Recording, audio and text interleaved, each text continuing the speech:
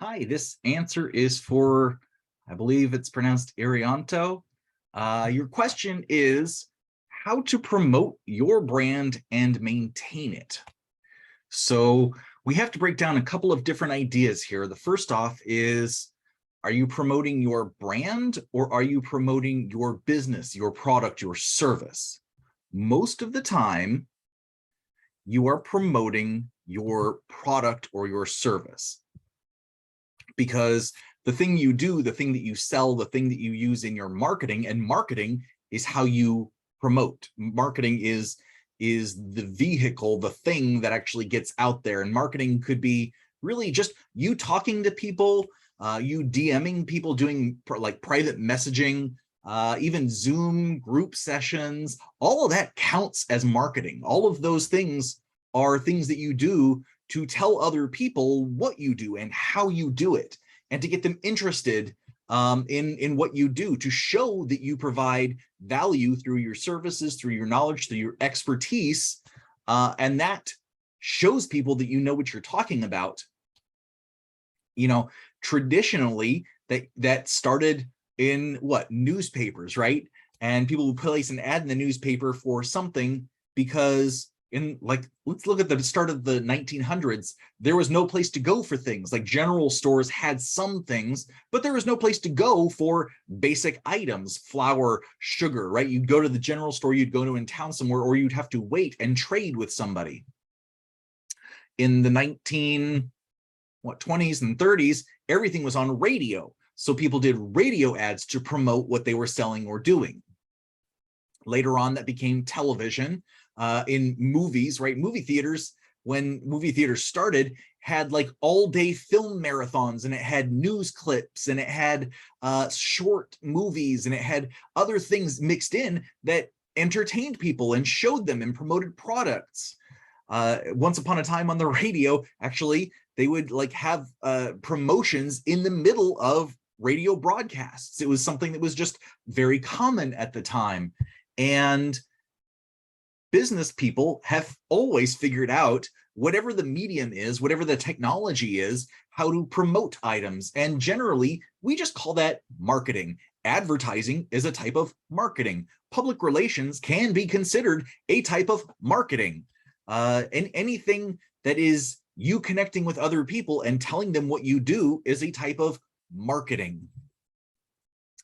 And marketing, hopefully, if you're doing it right, is narrowed down from everybody, which is a very broad market, to a type of person who might be interested or might need your product. At least that niching down to people who might need your product is a great way to cut out 80% of wasted money. And a lot of business owners make a mistake thinking, well, I can serve everybody, when they can cut out and save a lot of money when they just say, okay, I can serve people who would actually want and need my services.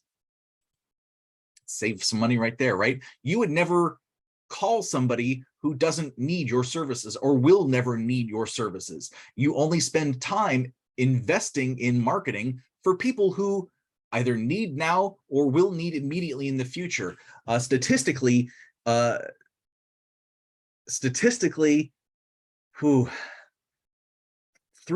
of the people that you talk to are going to be in a position to buy and in a mindset to buy. Another 7% will be interested and looking at the future of what they could buy. So they might be comparing in the back of their heads or just gaining more information. Now, what that says statistically is that only about 10% of a market is really in any actionable space to buy what you are selling through marketing.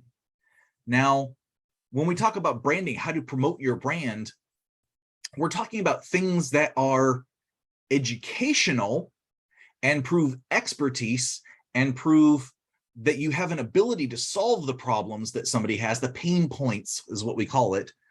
But it's not a pressure tactic. It's not marketing. It's not saying, it's certainly not sales. It's not saying, go to this website, sign up right here and do it now. That is marketing, that is advertising.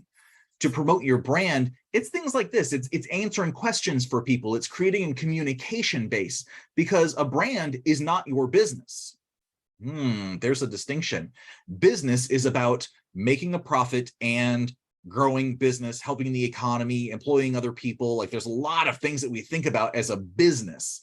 A business is a legal contract, a legal being, technically, that provides a service in exchange for value. That value tends to be money. I give you money, you give me services, right? Brand is more like, I give you money, you give me services, and then the feeling that I have when working with you and when finished with you becomes your brand. If I like the work that has happened, then that happens to be a good brand. If I loved the work that happened, then I will probably tell somebody else about it. And people are 80% more likely to act based on someone else's recommendation, based on a rating, based on somebody giving them a grade. So if you're trying to promote your brand, you can use marketing to do that, which is just talking about your services to everybody. You can also use educational things, which is much more branded stuff, which is like we call that content marketing, but it's not really content marketing. It's just opening up communication. How can I help you? This is what I do. This is where my expertise is.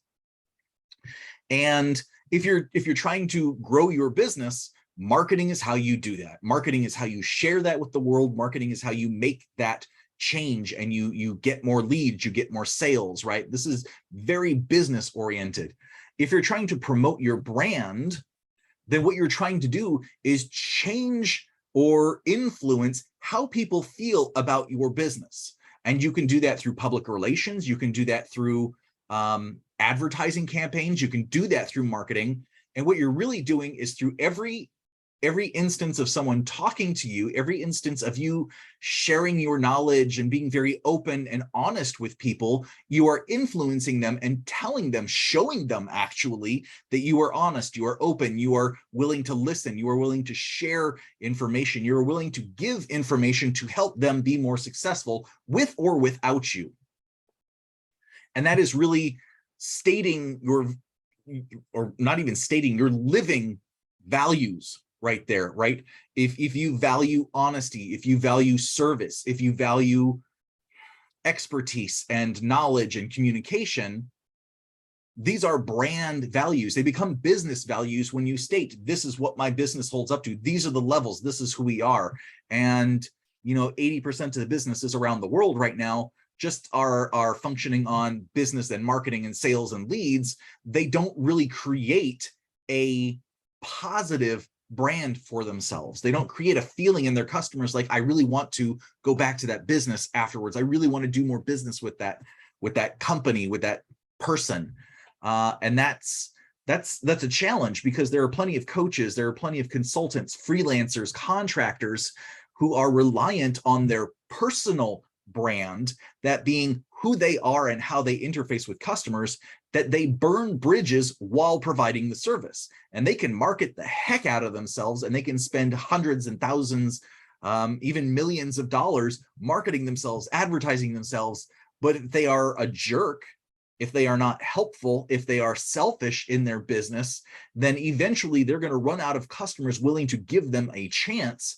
And at that point, their brand is poison.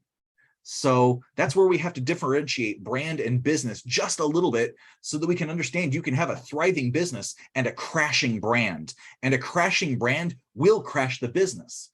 A business that is slow to grow but has an exceptionally positive brand in the view of its customers will continue to grow over the long term. And that's how you maintain a positive brand.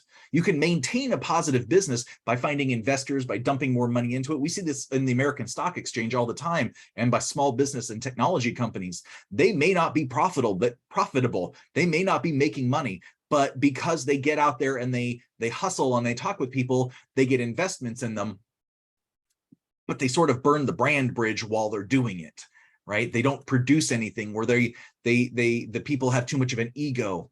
So we have to separate business from brand and understand that really they go together, and making a good brand, having values and a foundation there of what you're trying to go for and how you're trying to influence people to see that you are worthy, that you are premium quality, that you are there to help them, right? This is a relationship that you're building with customers. When you think of brand first, it boosts business. But when you focus on business or stockholders or some of those really Wall Street kind of focus, like let's look at the bottom line numbers, if you're not working on your brand and trying to create something that people respect and is worthy of time and effort, you will crash the business. So that's really how you maintain a long-term brand. That's how you think long-term about that. So Aeronto, I hope that's helpful to you. Thank you so much.